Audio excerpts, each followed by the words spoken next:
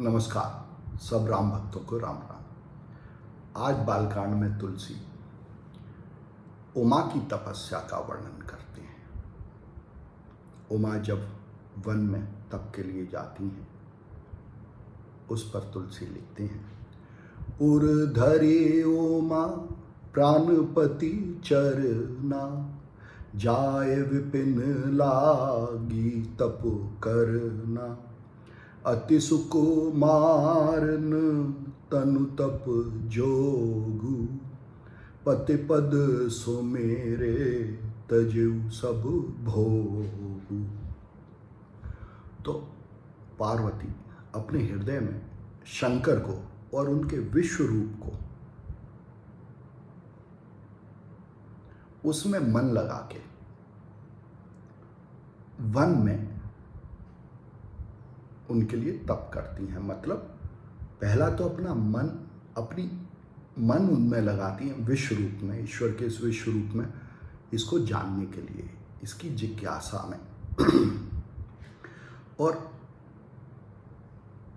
उस जिज्ञासा को शांत करने के लिए फिर उसको जानने का प्रयास, यह तप की पहली सीढ़ी है। तो पहली सीढ़ी उसमें जिज्ञासा और फिर उसको जानने का प्रयास। तो उसके लिए इस विश्व रूप में ध्यान लगाना जरूरी है और इस विश्व रूप में, ईश्वर के इस विश्व रूप में ध्यान लगाने के लिए मैं और मेरेपन से ध्यान हटाना पड़ेगा, यही तप है। तो इसके लिए तुलसी कहते हैं कि जब वो वन में तप करती हैं तो उनका ध्यान उस वन पर है जिसमें सब कुछ है, सब प्रकार के पेड़ पौधे जानवर,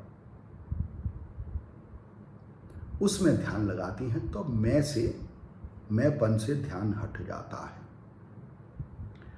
और उसमें ध्यान लगा के जो सब प्रकार का जो भोग वृत्ति है इस संसार में, इस संसार के अनेक अंगों में जो भोग वृत्ति है उसको छोड़ती हैं, तभी मैंपन छूटता है। और इसी को तब कहते हैं। कैसे करती हैं आगे यह तब, यह देखते हैं। नित नव चरण उपज अनुरागा, बिसरी देह तपहे मनु लागा, संवत सहस मूल फल खाए, सागु खाए सत बरस गंवाए। जब उनका ध्यान ईश्वर के इस विश्व रूप में लग जाता है तब नित्य इस विश्व रूप में अनुराग उत्पन्न होता है। देखिए, एक तो अनुराग प्रेम को कहते हैं, प्रेम उत्पन्न होता है। दूसरा वो प्रेम कैसे उत्पन्न होता है, जब आप इस विश्व रूप को अणु के रूप में देखते हैं कि अणुओं ने ही इस विश्व रूप को धारण किया है। तो अणु में राग, जब अणु में राग रखते हैं, इस विश्व के अणु रूप में राग रखते हैं, तो यह विश्व रूप जानने में आसान हो जाता है और तब आपका अपनी देह में जो मैंपन है वो भी खत्म होने लगता है। इसीलिए कहते हैं बिसरी देह तपहे मन लागा। इस जिज्ञासा को शांत करने में, इस ध्यान में मन लगता है और मैं और मेरा शरीर, ये आप भूल जाते हैं। यह इसमें ध्यान, इससे ध्यान हट जाता है और जब यह होता है तो आप जो भी प्राप्त करते हैं, जो भी आप इस संसार से लेते हैं अपने खान पान के लिए, अपने उपभोग के लिए, उसमें भोग वृत्ति खत्म हो जाती है, उसमें राग खत्म होने लगता है। और इसीलिए कहा कि मूल फल खाते हैं, साग खाते हैं, वृत्ति भोग करने की वृत्ति नहीं है, बस इस शरीर के पालन के लिए आप प्राप्त करते हैं, मैं के लिए नहीं, मैं के संतोष के लिए नहीं, इस शरीर के लिए।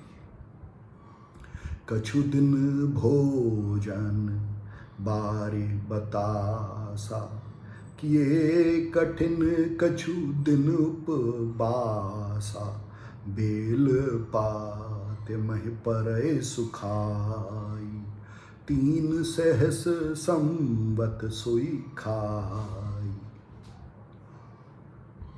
फिर उमा, जो जल और वायु है, उसमें भी भोग वृत्ति को त्याग देती हैं। भोग वृत्ति को कैसे त्यागते हैं? जब आप जल और वायु को ईश्वर का रूप ही समझ के उसको प्राप्त करते हैं। यह तप है। यह मान के कि जल और वायु उपलब्ध हैं और मैं इसका कितना भी सेवन कर सकता हूँ, इसको छोड़ के यह मेरे ईश्वर का रूप है और इस ईश्वर के इस रूप को ही ग्रहण कर रहा हूँ। यह तप, यह ध्यान करना, यह जानना, ये ही तप है। और जब यहाँ पहुँचते हैं तो उसके बाद अगली सीढ़ी आती है कि ईश्वर ही मेरे साथ निवास कर रहा है। इसी को उपवास कहते हैं। उपवास मतलब जो बिल्कुल आपके साथ वास करता है। उप माने बिल्कुल आपके साथ, आपके करीब, आपके अंग की तरह। तो आप तप में फिर उस सीढ़ी पर पहुंचते हैं कि जो ईश्वर है वो बिल्कुल आपके साथ है, आपके इस रूप में, आपके इस शरीर के साथ है। और यही कठिन उपवास होता है। और उसके बाद कहते हैं कि जब आप यहाँ पहुँचते हैं तो ये जो शरीर जो आपके साथ है, और एक है यह शरीर, दूसरा है मानसिक शरीर।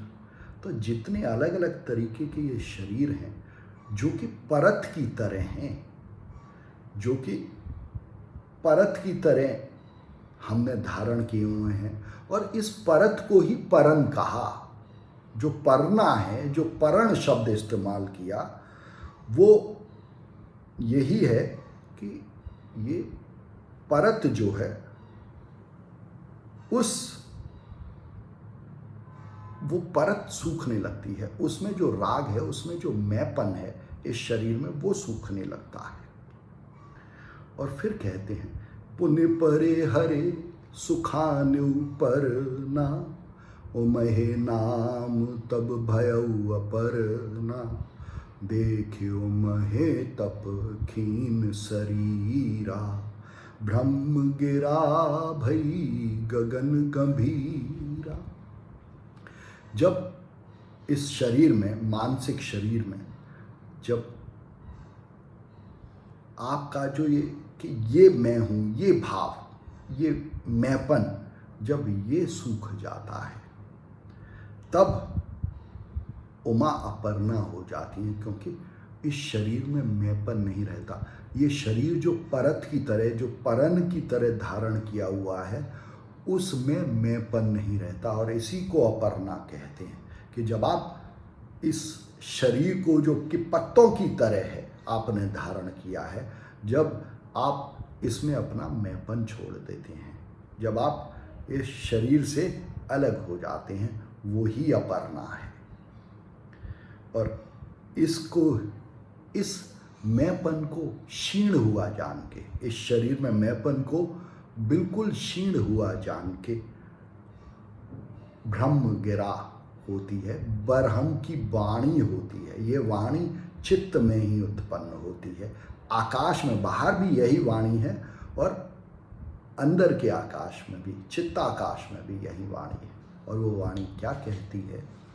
भयउ मनोरथ सुफल तब, सुनु गिरे राजकुमार,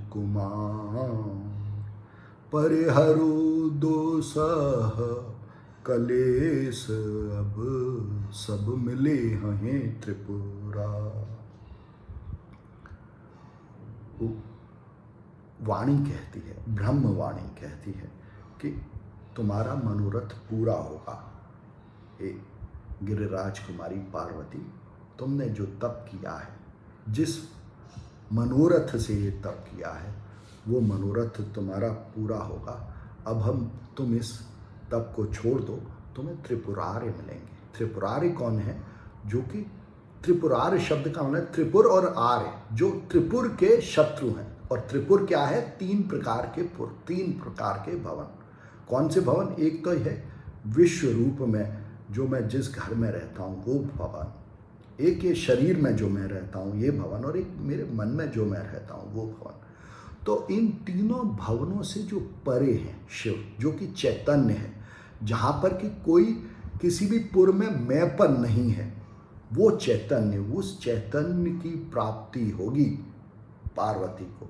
यह वह ब्रह्मवाणी कहती है, क्योंकि पार्वती का अपने शरीर में मैंपन क्षीण हो गया है, अपने शरीर में ममता खत्म हो गई है, अपने शरीर की परतों में ममता खत्म हो गई है। इसलिए चैतन्य की, शुद्ध चैतन्य की प्राप्ति होगी। अस तप काहुन कीन भवानी, भय अनेक धीर मुनि ज्ञानी। अबुर धरऊ ब्रह्म बर बानी, सत्य सदा संतत सुचि जान। ब्रह्मवाणी फिर यह कहती है कि ऐसा तप हे भवानी और किसी ने नहीं किया। बहुत सारे धीर मुनि ज्ञानी हुए, पर इस सीढ़ी तक कोई नहीं पहुंचा। ज्ञानी तो हुए, पर विश्वास करना और फिर प्रेम करना इस विश्व रूप से, यहाँ इस सोपान तक बहुत कम लोग पहुंचे हैं। और फिर कहते हैं कि अब तुम इस वाणी को अपने हृदय में धारण करो, विश्वास करो इस वाणी पर कि यह जो विश्व रूप है, यह जो विश्व है, यह ईश्वर का ही रूप है, यही सत्य है और यह नित्य है। यह विश्व रूप ईश्वर का बदलता रहता है, पर यह नित्य है और यह पवित्र है। इसको विश्वास के साथ अपने हृदय में धारण करो, विश्वास करो इस पर, यह ब्रह्मवाणी कहती है। और फिर कहती है, आवे पिता बुलावन जब ही, हठ परे हरि घर जाए तब ही। मिला है तुम्हें जब सप्त ऋषि सा, जानहु तब प्रमाण बागी सा। ब्रह्मवाणी कहती कि तुम्हारे पिता हिमाचल जब तुम्हें बुलाने आए तो इस हठ को, इस तप को छोड़ के घर जाओ, और वहाँ पर तुम्हें सप्त ऋषि मिलेंगे, और तब इस वाणी को प्रमाण जानना, इस वाणी को सत्य समझना जब तुम्हें सप्त ऋषि मिलेंगे। देखिए सप्त ऋषि क्या है। देखिए हमारी जो 5 ज्ञानेंद्रियाँ हैं, 2 आँखें, 2 कान, 1 नाक, 1 जिह्वा और 1 ये शरीर, ये 7 ज्ञानेंद्रियाँ सप्त ऋषि बन जाती हैं जब हम इनसे इस विश्व को उसके सत्य रूप में जानते हैं। सत्य रूप में कैसे जानते हैं? जब इस विश्व को ईश्वर के ही रूप में जानते हैं, यही सत्य है। और जब हम अपनी 7 ज्ञानेंद्रियों से ईश्वर को इस विश्व रूप में जानते हैं, तो यही सप्त ऋषियों से हमारा मिलन है। और ब्रह्मवाणी कहती है, जब यह हो, जब तुम अपनी सारी ज्ञानेंद्रियों से इस विश्व को ईश्वर के ही रूप में जानो, तो इस ब्रह्म की वाणी को सत्य समझना। सुनत गिरा विधि गगन बखानी, पुलक गात गिरजा हर्षान। यह ब्रह्मवाणी सुन के गिरजा को बहुत हर्ष हुआ और वो अपने घर, अपने पिता के बुलाने पर गई। तो यह तप है जो कि हमें करना है ईश्वर के इस विश्व रूप को जानने के लिए, उसमें विश्वास के लिए, उससे प्रेम के लिए और उसमें भक्ति प्राप्त करने के लिए। और उसके लिए सबसे जरूरी है इस विश्व में जो भोग वृत्ति है, कि यह भोगने की चीज़ है, इसको छोड़ना।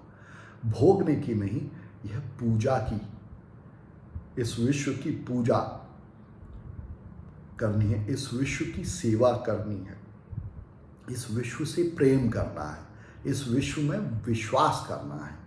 यह ही इस विश्व रूप जो ईश्वर का है उसको प्राप्त करने का एकमात्र साधन है।